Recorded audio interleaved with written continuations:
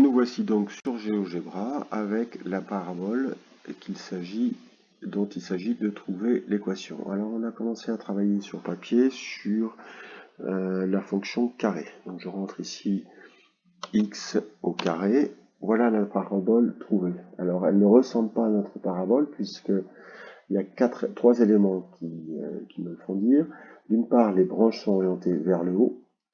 D'autre part, les branches sont très resserrées les unes sur les autres. Et puis pour terminer, le creux de notre parabole, ici il nous faudra trouver pour la parabole verte un sommet, et bien le creux de notre parabole est en 0, 0, ce qui n'est pas recherché puisqu'ici il faudra qu'on soit en 0, 4. Là on va travailler d'abord sur l'orientation des branches.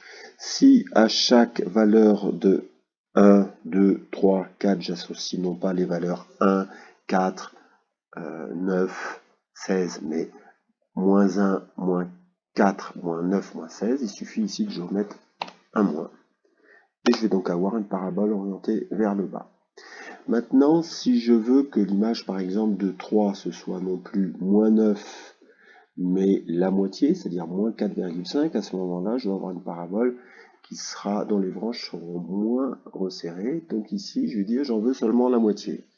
0,5. Voilà.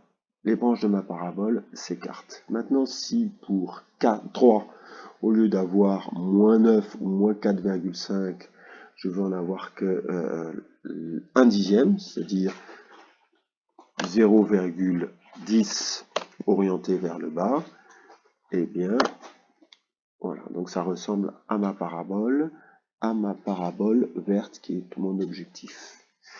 Je vais ensuite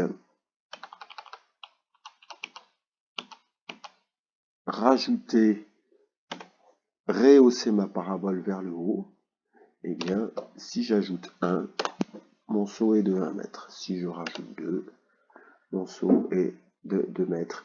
Et il faut que je prenne en considération la zone d'envol qui est ici en 0. Donc si je veux aller jusqu'à 4, il va certainement falloir que je rajoute, si je rajoute 5, eh bien je serai certainement un petit peu trop haut. Au travail.